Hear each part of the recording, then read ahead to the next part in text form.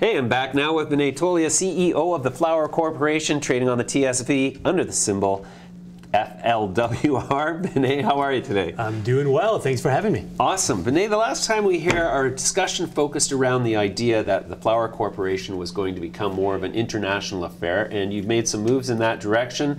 Give me an update on what's developed positively in the last 3 months. Sure, we have. So I think, as I mentioned last time, our real edge is our ability to grow here in Canada under a federally regulated system, and that IP can be transferred to other federally regulated markets. So in December, we announced a little less than 20% acquisition of a company called Holigen. That's a medically only focused company that with assets in Australia and Portugal. Specifically, the asset in Portugal is an outdoor grow, the only outdoor grow in Europe, maybe in the Northern Hemisphere, and potentially the largest cannabis producing asset in the world. It has capability to produce over 600,000 kilos a year. Wow, so that is so I guess Portugal then, the climate is suitable for growing year-round outdoors? Yes. Interesting.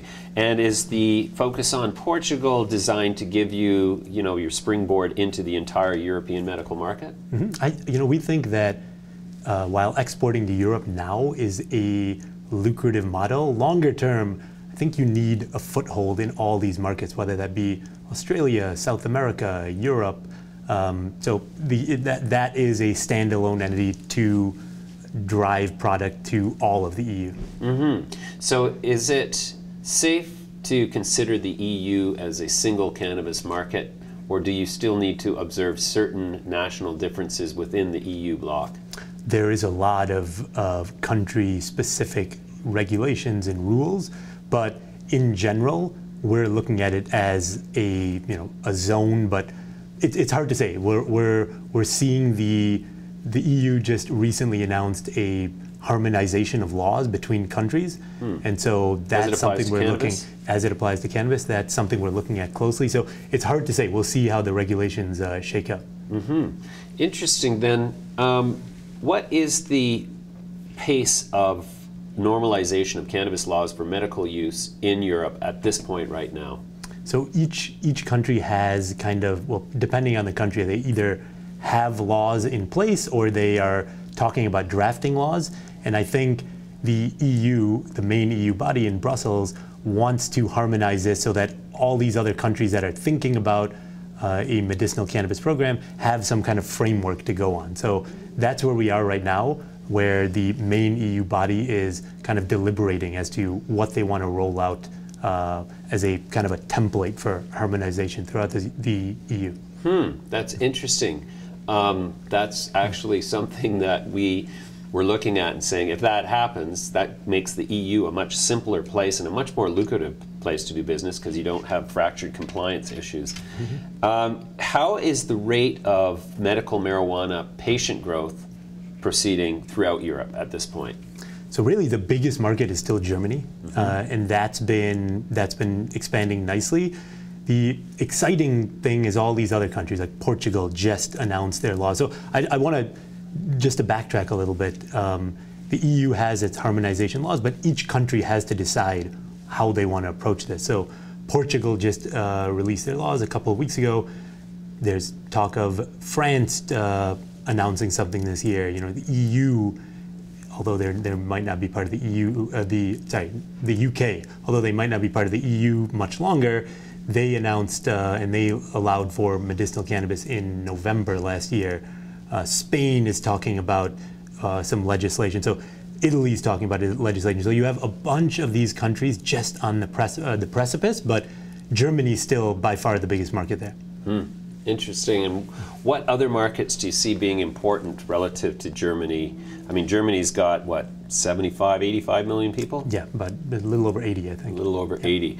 So the entire EU, if it was to roll out harmonized rules applying to medical cannabis, would there also be a rollout of harmonized rules applying to recreational cannabis? I don't think anyone's really talked about the recreational angle yet.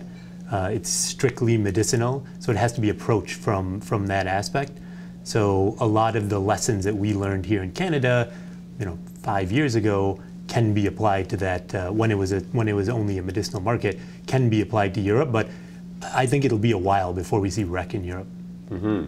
So then in Germany, what are the numbers looking like in terms of patients relative to the population of 80 million? Oh, it's tiny. It's absolutely tiny. It's absolutely, but there's also a massive shortage of product. Okay. I mean, the prices there are crazy. That's why you Really? see so many of the Canadian license holders shipping product to Germany, because they can get much higher prices than you can even here in Canada. I see. So why is the growth in patient numbers so slow in Germany relative to what it was in Canada? Canada went from 5,000 patients at the outset of the new MMPR, ACMPR rules to what is it total now, 250,000 patients over the course of 4 years. Europe's kind of progressing at a much slower rate in terms of that patient onboarding. I think it's still a question of, very similar to what we went through here in Canada in the beginning, doctors are still a little uncertain on how to prescribe. I think what'll happen there is very much like what happened in Canada, where you hit kind of hit a tipping point, and then the patients really take off. And I think Australia is very close to that. The patient count right now in Australia, very low. I think it's just over 1,000 patients. But we're seeing a lot of the signs there that remind us of Canada 5 years ago. And I think Australia could be the next really big market outside of the EU. Wow.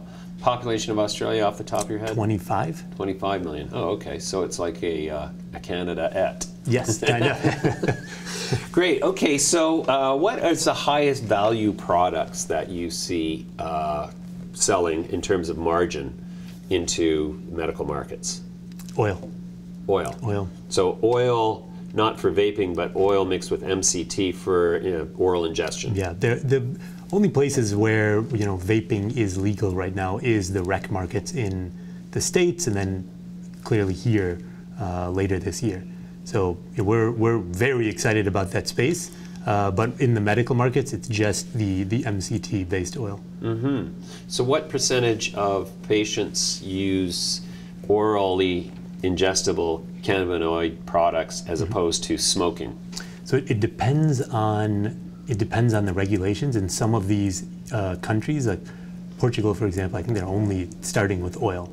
They're not even going to have bud. In Germany, they do have dried flower, and the percentage of oil has been increasing, much more than the overall patient count. So, it really depends on the jurisdiction. In some places, they only allow for oil, so it's hard to compare against anything else. Does the fact that LPs are shipping product to Germany because they get better pricing there, do you think that's occurring at all at the expense of Canadian patients or Canadian rec users? Unfortunately, I think it is. I think it is. I think the patients in Canada in general have been the real kind of victims of the supply shortage, because you've seen LPs either ship product abroad or ship product to the rec market and neglect a lot of the patients.